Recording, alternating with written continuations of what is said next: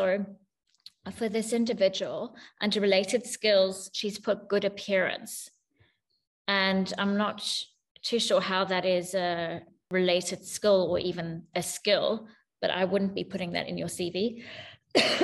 Another thing I want to make clear with the descriptions: cleaning all saloons, gym, cinema, stairs, making bed, it doesn't set you apart from anyone else. And you want to stand out. So just listing the common duties that you do in the industry is not going to make the best impression if you want someone to pick up your CV.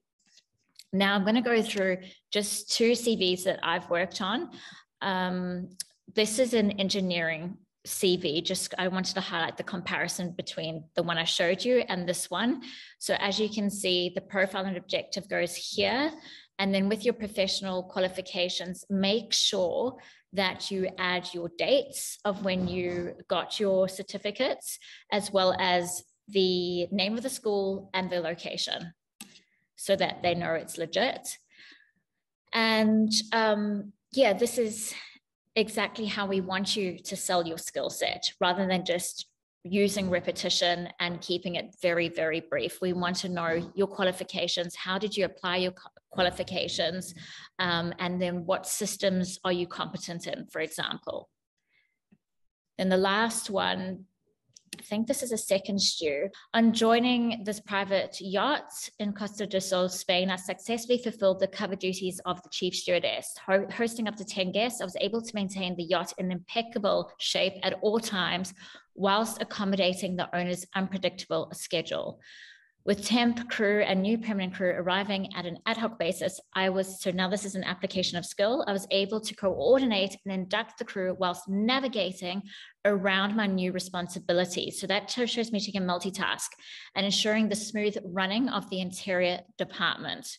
Negotiating demanding work schedules, very important skill. I ensured that the training of the girls was delivered at the highest standards and all daily work duties were completed, whilst orchestrating, and these are power words, a successful rotation amongst the interior team. And then there was another part that I was able, I think I highlighted. So here, I learned to adapt my leadership style to a more egalitarian style of leadership. So that shows me that she's very familiar with leadership styles and she has awareness around that. She's obviously invested in her personal or professional development. However, I was able to quickly step up to a leadership role when required. That's fantastic. My leadership acumen was demonstrated. So her use of language tells me that she's very educated through training and mentoring the green stews with tasks such as detailing, laundry, and service. And then this is the COVID part that I mentioned and how I used it to her benefit. From being a heavily used private vessel to being locked down in Barcelona for an extended period of time provided me with the great insight into how to build resilience, very important when working on a super yacht, and manage adversity whilst taking care of my mental health and that of the team. So that is a unique skill.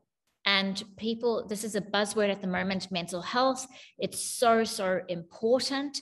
And to have awareness of what mental health actually means and how you can support your team members gives me the impression that you're able to take greater care of your team and provide longevity for your team members on board. Does that make sense, everyone? Yeah? Yeah. Do you want it to add anything to that, Louise?